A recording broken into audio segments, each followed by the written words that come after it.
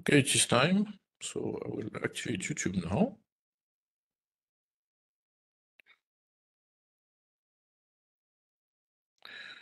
Good morning and good afternoon. Good afternoon in Malaysia and good morning in France.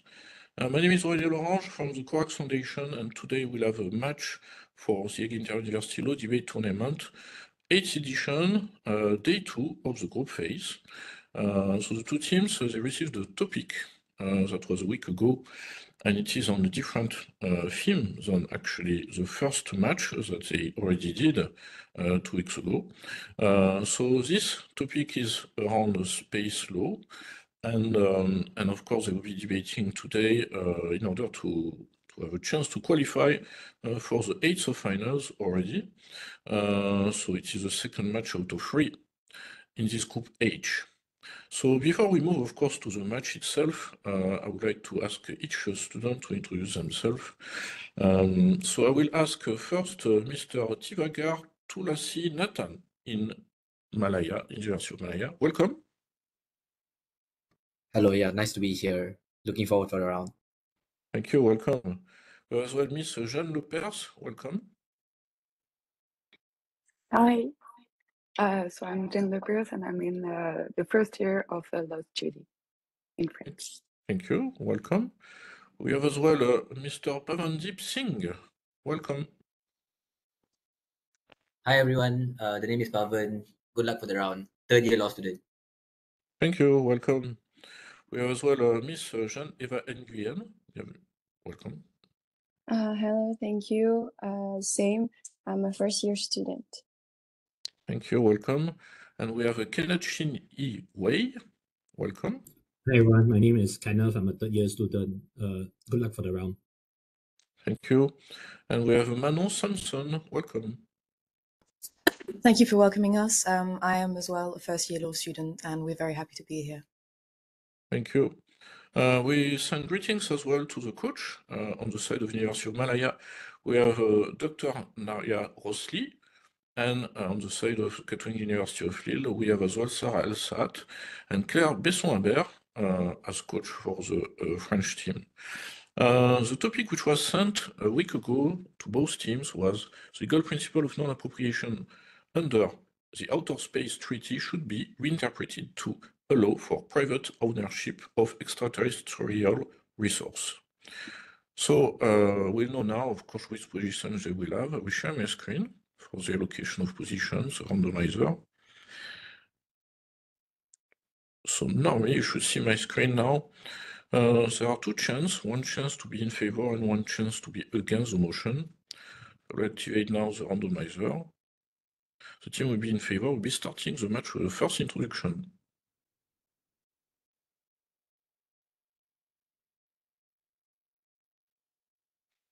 So the University of Malaya will be against the motion. So it means as a consequence, the Catholic University of Lille will be in favor and will be starting the match with the first introduction. So it means concretely, the Catholic University of Lille will defend the position that the legal principle of non-appropriation under the Outer Space Treaty should be reinterpreted to allow a private ownership of extraterrestrial resource. While the University of Malaya will defend the position that the legal principle of non-appropriation under the Outer Space Treaty should not be reinterpreted to allow for private ownership of extraterrestrial resource. So now I will give you 5 minutes for you to review your notes, and then we will hear the introduction from the French team.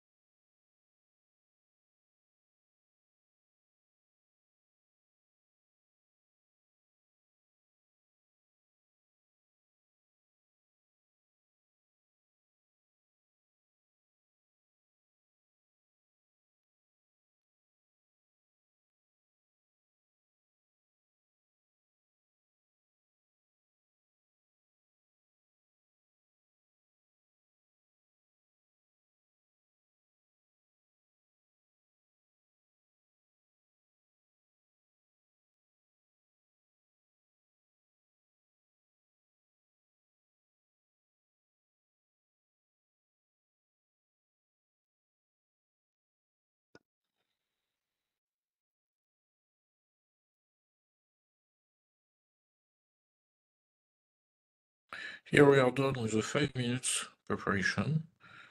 So I stop sharing my screen. Before we start, I remind that when you see the yellow card, it means you still have 30 seconds in your speaking time. You can continue to speak, of course.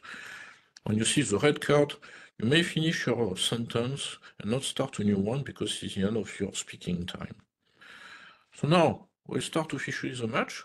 So it means that I will give the floor for the position in favor to the Catholic University of Lille for your introduction. You have 4 minutes. Thank you. Ladies and gentlemen of the jury, fellow debaters. Stephen Hawking once remarked, to limit our intention to earthly matters will be to limit the human spirit. Indeed, humanity stands at the dawn of a new era, the era of exploring and exploiting extraterrestrial resources. Our scientific and technological capabilities now allow us to envision not just observing space, but also extracting the invaluable resources present on the moon, asteroids, and even on Mars. In the face of this revolutionary prospect, a fundamental legal question here is, should we reinterpret the principle of non-appropriation under the 1967 Outer Space Treaty to allow private ownership to extraterrestrial resources? The answer is yes. First of all, let us recall what Article 2 of the Outer Space Treaty states. Outer space, including the moon and other celestial bodies, is not subject to national appropriation by claim of sovereignty, by means of use or occupation, or by any other means. This provision, adopted during the Cold War, aimed to prevent the militarization of space and preserve it as a common heritage of all humanity. However, this legal framework, ensured for over 50 years, no longer reflects modern realities. Why is it outdated? Because the treaty only prohibits sovereign appropriation and remains silent on private ownership. It does not explicitly address the commercial exploitation of extraterrestrial resources. Some argue that the OEST's silence on private appropriations implies the presumability, while others contend that the non-appropriation principle extends to private entities, as the space jurist Michael Lisner. Private ownership of space resources is essential to foster innovation and secure investments. Without legal guarantees, companies will hesitate to invest the substantial capital required for space exploration. Furthermore, international law already allows the regulated use of global commons. The International Seabed Authority, established by the United Nations Convention of the Law of the Sea, regulates the extraction of deep-sea resources while ensuring fair distribution of the benefits. A comparable body could be established for outer space to ensure a balance between private ownership and equitable benefit sharing, as proposed by the United Nations Committee on the Peaceful Uses of Outer Space. We all agree that without a clear legal framework, we risk an anarchic and competitive rush for space resources. A well-defined legal structure will provide transparency while avoiding excessive bureaucratic interference in space activities. I just wish to emphasize that this approach does not mean an uncontrolled privatization. Instead, we suggest a balanced system where companies can own and commercialize resources under strict environmental and social obligation. Esteemed members of jury, adopting international space law is not a betrayal of its founding principle, it is an urgent necessity.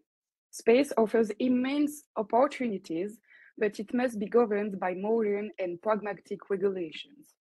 Allowing private ownership of extraterrestrial resources under a fair and controlled system will promote innovation, maintain international cooperation, and provide humanity with the benefits of the infinite wealth of space.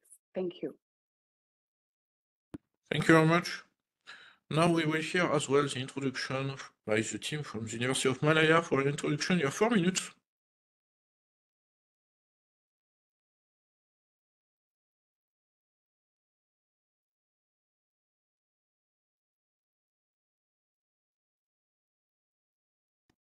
Hi, just checking if I'm visible and audible. Yes, you are. All right, give me a second to get my timer up. Mhm. Starting my speech in 3, 2, 1. Good day to all members of the floor. As team of opposition, we are going to posit 3 arguments in this speech. 2 on principle, 1 on practical. All of which will explain the negative implications of passing this policy. First argument then is on the principle of accessibility. This is inherently together with what private ownership actually looks like in this motion.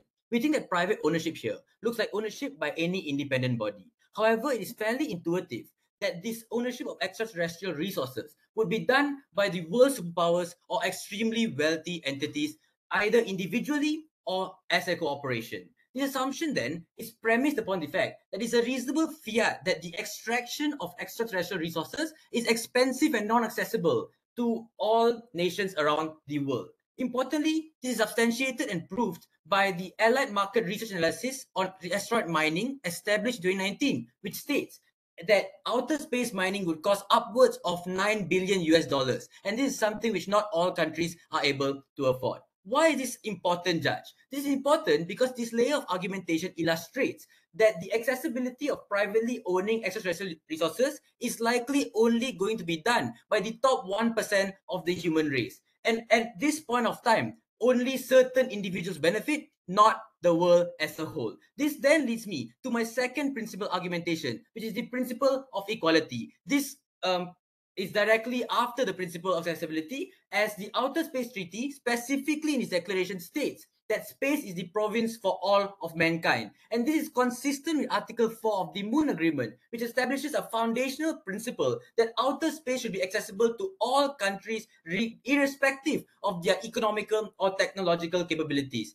This inclusivity is a fundamental aspect of the treaty, emphasizing that space activities should benefit and be open to benefit all individuals in society, not only the ultra-rich. Why is this principle then extremely important as well, Judge? It's important because it is the best mitigating factor of ungoverned extraterrestrial resource extractions. This is further supported by auxiliary agreements and conventions pertaining to space exploration, like the Moon Agreement, the Space Liability and Space Registration Conventions, which form the backbone of space law. Allowing for private ownership, as what proposition is fighting for, is going to breach this fundamental principle, and it is then a world we regret as part of opposition. If you don't buy this speech yet, Judge, the third argument now is on a practical implication that private ownership of extraterrestrial resources would only benefit wealthy actors. The premise of this argument, Judge, is based on the Outer Space Treaty's provision that states that exploration and use of outer space must be in the beneficial interest of the global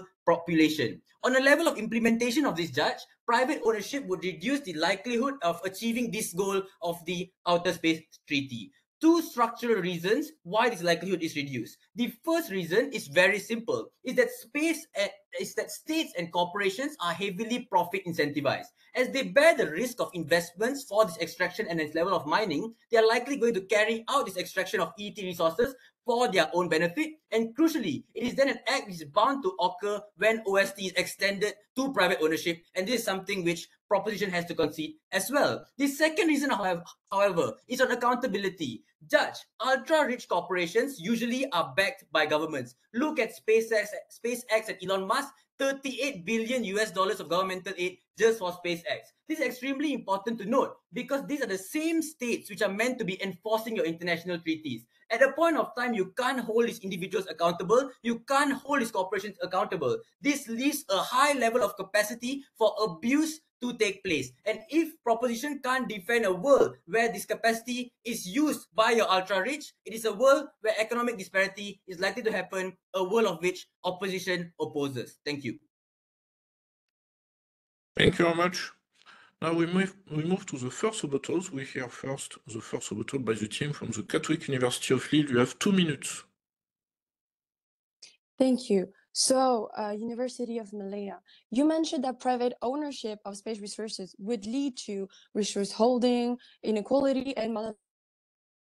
But I would like to stand upon this and talk about the Outer Space Treaty under Article 1, which states that the exploration and use of outer space, including the moon and other celestial bodies, shall be carried out for the benefit and in the interests of all countries.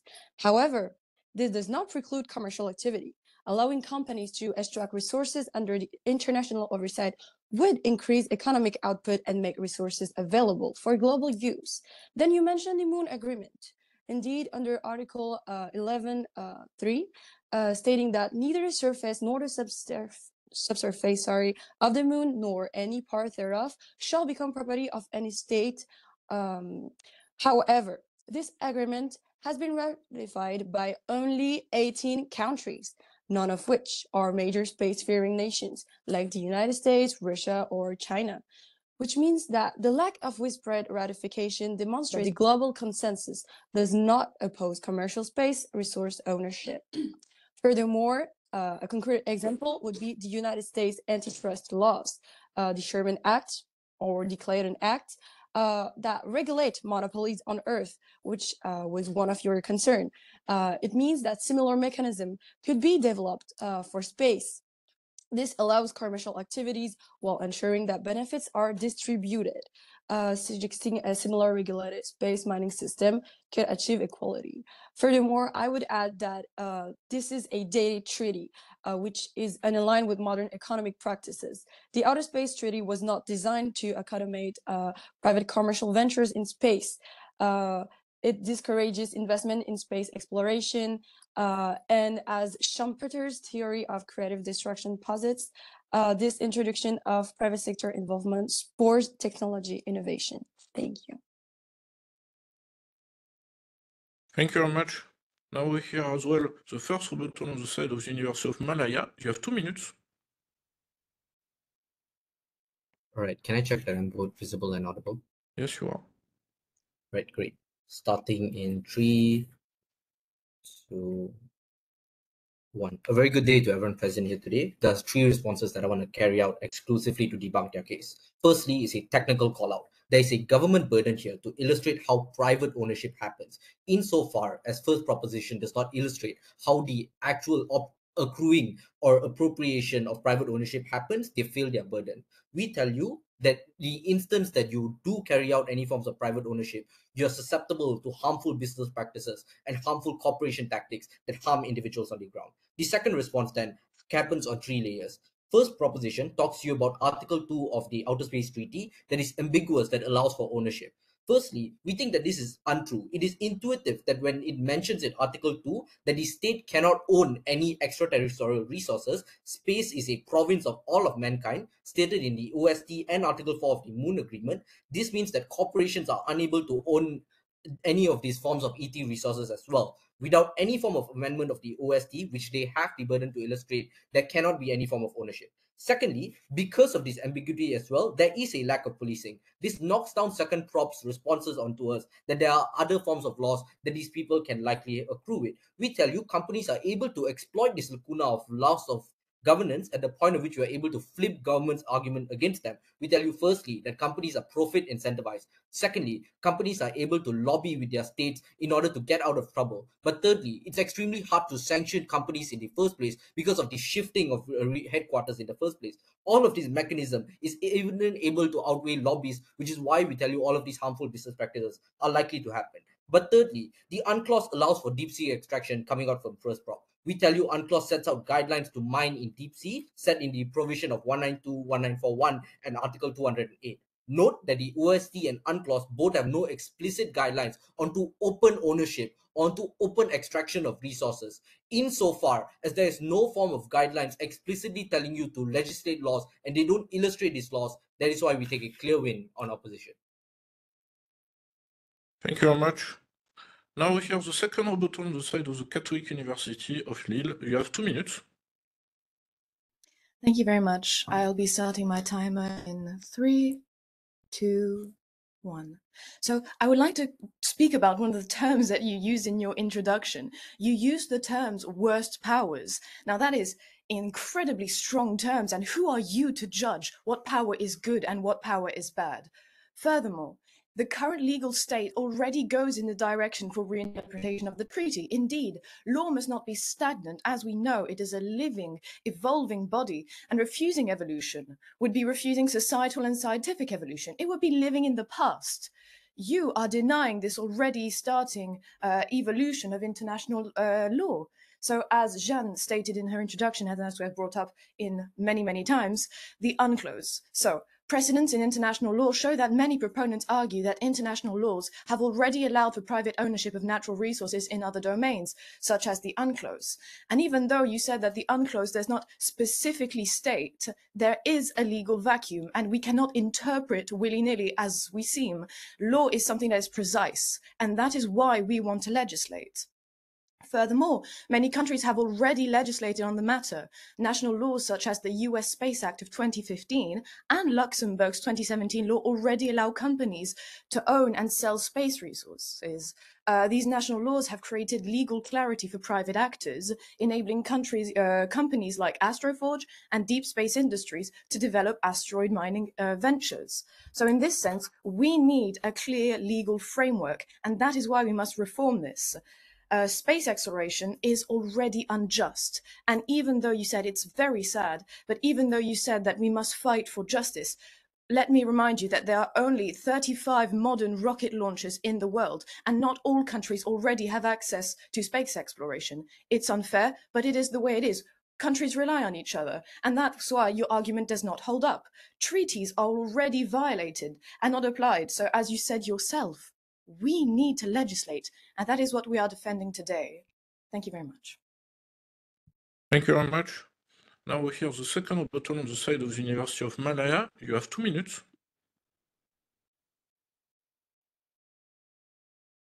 All right, thank you. I'll be going again. I'm just assuming that I'm audible again this time. All right, starting in 3, 2, 1. The first thing I want to correct is on the term of worst powers. You're right, we cannot judge countries onto their actions. But if you rewind this tape and look back at our speeches, you notice we use the term global superpowers. What this means is that these countries are economically beneficial countries or economically advantageous countries. This means they have the capacity to forward the huge amount of opportunity cost that comes with extraction or ownership of these ET resources. What does this mean? We tell you in the instance that they are able to exploit and abuse their powers onto smaller nations, which already happens. So even if you use the worst powers, we're okay to defend that burden. We tell you, look at the abuse of power in US that exploit Nigeria and Syrian law, or at the point of which you're able to extract oil from this land. Look at China's exploits in South China Sea. I think at the point of which we tell you the superpowers have active incentives to carry out activities that are within their self-interest is an inherent problem that we're trying to solve, be by preventing them to privately own these ET resources. But also note the two impacts that we give you, because we want to prevent all of these things, because the best mitigation towards all of these harms from actually accruing is simply obligation towards your OST, is simply mitigating it by saying no one can own space. We tell you firstly, at the point of which you can allow for private ownership, primarily because of the superpowers are able to have the capacity to own. We tell you firstly, this widens the development of gap between developing and developed countries. This means your developed countries can leverage technology off of your developing countries. This becomes the gateway of disparity to things like education, employment, and tech as a whole, because you have the intention of the OST profession to leverage your technology against these developing states. But secondly, note that if you want to legislate any form of private ownership, you also need to police the way that they act in order to make sure they act in the best interest of the population. Insofar as we don't hear any form of analysis coming out from side government as to how they are able to ensure these corporations, these rich entities, these superpowers who always act in the inherent best interest of themselves from continuing to do so and preventing exploitation, that means there's no forms of policing. The OST does not establish any forms of policing, so do they. We clearly win this debate.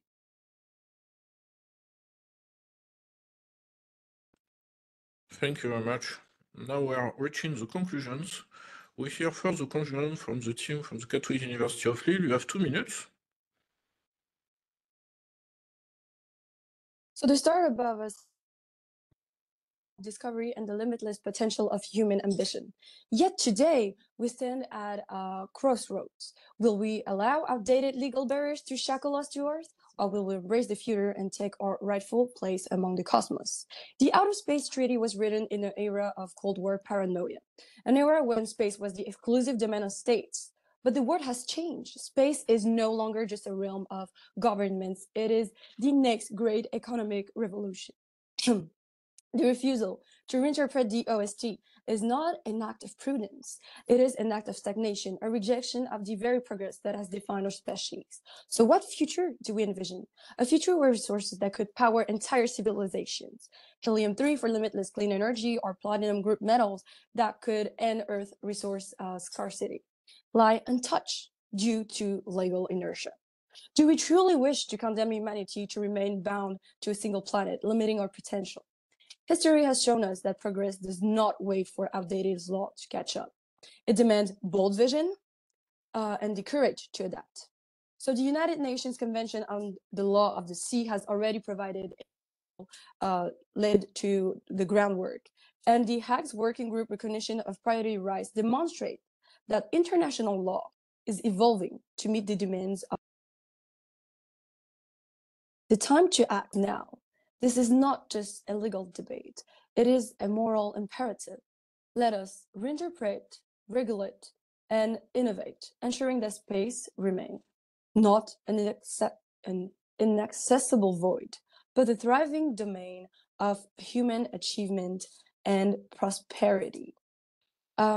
Finally, I would like to end on saying that NASA's OSIRIS-REx mission has shown that it successfully collected asteroid samples without causing damage, and AI could furthermore help us in the future. Thank you. Thank you very much. Now we will hear the conclusion by the University of Malaya. You have 2 minutes as well. Okay, before I start, can I just check real quick if I'm visible and audible? Yes, you are both. All right, cool, thanks. Please give me 1 second to set up my timer.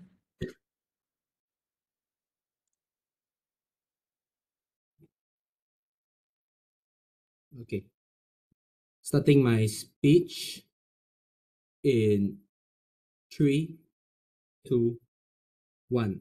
I think proposition's whole push on like how laws need to be fluid, it cannot be stagnant, doesn't mean that laws need to evolve for them to be able to be exploited by corporations, for them to exploit all these extraterrestrial resources. So what are the benefits that us as team opposition has told you? We told you 2 main impacts. Firstly, we do not want to further enlarge the disparity that already pre-existing between developing states and your wealthy superpowers in status quo. And secondly, we do not want to lock out all these developed states from the accrued benefits that these extraterrestrial resources can grant onto them. Gov's whole push is just on how you need innovations, and the way that they want to approve this obtain these innovations can only come from corporations exploiting these extraterrestrial resources. And they tell you that they do not want any stagnation of laws. Here are 2 deadlocks that I will solve, and I'll weigh out as to like why our benefits simply take out all of the benefits that proposition wants to push towards today. Firstly, on the comparative of the betterment of economy, right? Proposition tells you that they want these corporations to come in for them to, and the whole trajectory of like the development of law in international, the law context of international law is that countries already want to exploit this space resources. We tell you that in status quo, Article 6 of the Moon Agreement, in which we already have this pre-existing mechanism where state parties, they would exchange the scientific and personnel on expeditions on all celestial planets.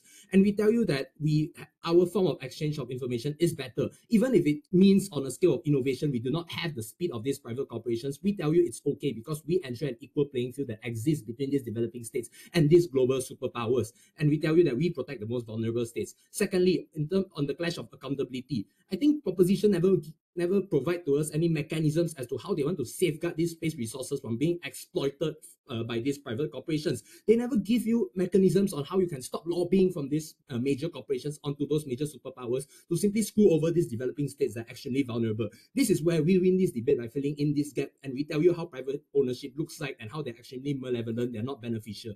Extremely proud to oppose. Thank you very much. So we heard both conclusions, so it means from now you are not under evaluation by the judge. So you can rest, of course, you can as well relax a bit because we are done with the match. Now we are in the post-match part of the session. So we'll ask, of course, for your impression about this match, about the topic, how it was the preparation, the performance of the teams. and then we'll do a bit of networking after the match, of course, between the two institutions, student associations and students. So we start first giving the floor to Miss Jeanne Lepers. What did you think about the match, the topic, and the performance of both teams? The subject was really interesting, so it was really intriguing to work on because it is not a simple matter, and I was not stressed as much as the last time. No technical problems, so this match was really pleasant, and thank you for this opportunity. We are grateful. Thank you. Thank you very much. Mr. Tivagar Tulasi, Nathan, what did you think about the match? I think it was an excellent debate. I think there were really great responses coming out from side government as well. I just want to say I'm really sorry for like being loud and speaking fast just now. I normally just get too caught up in like debate world, so I'm really sorry for that if like that came out as unintentional. Yeah, but I think it was a great debate overall and really excellent debating against y'all. Yeah, no worry. Many thanks, Miss Jeanne Eva Nguyen. What do you think about the match? I think it was a really interesting debate. The other team has obviously a great elocution, but I would like to say that the part that we had, the for, was a lot harder to argue than the against, obviously, but it was still very interesting to study space law. Thank you. Mr. Pavandeep Singh, what do you think about the match? Hi guys. First, I'd like to apologize as well for getting too loud. I think we are so used to the vast TC that we just get too loud. I think it was a great debate. I loved the debate as a whole. I think it was very interesting, and good luck for your future rounds. Thank you very much. Miss Samson, what did you think about the match? Well, thank you to everyone, and please don't apologize about being loud, or that's kind of the concept. It was a very, very enriching experience. It's quite frustrating in a way to spend so many hours going through treaties, and there's so many treaties that we wanted to talk about that we unfortunately didn't have time for, but we learned to make compromises. We wanted to talk about so many documents, but we did what we could, and we salute the opposing team. Thank you very much. And Mr. Kenneth Wei, what do you think about the match? Firstly, I want to say thank you for this amazing round, and I would also like to apologize if I got caught up in the heat of the moment and was too loud. And apart from that, I think Proposition did a really great job. I really like your argument on like how laws should be fluid and it should develop in accordance to modern times. And I think overall, I really enjoyed the round, and good luck in your further rounds. Thank you very much. Well, at least we heard you from space. I mean, it's good to be loud for this topic. So I would like as well to greet, of course, the coach again, who maybe helped for this round during the second day, of course, of this group phase. And now we'll move to the networking between the two teams. So it's just, of course, to know a bit more how you prepare, and if you got inspired for your strategy from other teams eventually, or you were observing what's happening in these other groups or in this group as well. So I will give you two questions for each team, of course. So we start first with the French team. Did you watch any other team competing in this competition this year or previous years? To prepare for this, we watched every year's final since 2020 to know kind of what the ultimate level was in this competition. And we got inspired by it. And we definitely learned a lot from our previous match, in which the opposing team had very strong arguments and we were very stressed and we were struggling a little bit. So we learned from that. And we also watched some rounds of the French Hague debate, which even if it isn't in the same language, it always helps to get a good idea and to help us prepare. And except for that, a lot of hours spent reading treaties. Thank you. You want to add something? Maybe the two other members? No? Yes, I think it was difficult for us since we didn't have coaches. From what we understood, you had a doctor as a coach, so I think it really helped you. But we are trying to be fine on ourselves. Thank you very much. Same question for the team in Malaysia. All right, thank you very much for the question. So, funny thing, we don't have a coach as well. It's our teacher advisor, but I just put it there for formalities and to make her happy, I guess. And in terms of preparation, we watched the finals of last year, and then we watched day one of our opponents, so like Lille and Maryland, and then I think that's all that we watched. Yeah. Okay, thank you very much. Now, second and last question for this session. If there is anybody who would like to thank, family, friends, faculty members, and someone you know as well currently, so it could be several persons, of course, who would that be? So question first for the team for Malaysia. I think I'll answer this question. I would like to thank our close friend for all three of us, is our close friend who is also the president of our law society. His name is Lim Zach. He has really helped us through a lot of obstacles. Like whenever we feel really demotivated about our preparation for this tournament, we would always consult him and he would give us the best life advices ever. So I really like to thank Lim Zach. Shout out Lim Zach. Thank you. The two other members, yeah?